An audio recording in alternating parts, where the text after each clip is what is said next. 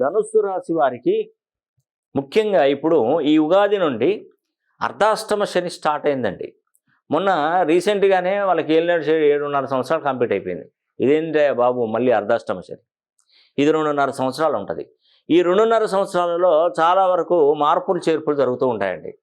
ఆరోగ్యం దెబ్బతినడం కానీ, వ్యాపారంలో నష్టాలు రావడం కానీ, ఉద్యోగ ప్రయత్నంలో విఫలమైపోవడం కానీ, విదేశాలకు వెళ్ళి చాలా ఇబ్బంది పడడం కానీ, భార్యాభర్తల మధ్య తగువులు రావడం కానీ, ఇలా ఎటువైపు అయితే అటు శని రివెంజ్ తీర్చుకోవడం స్టార్ట్ చేస్తుందండి ధనుసు రాశి వారిని.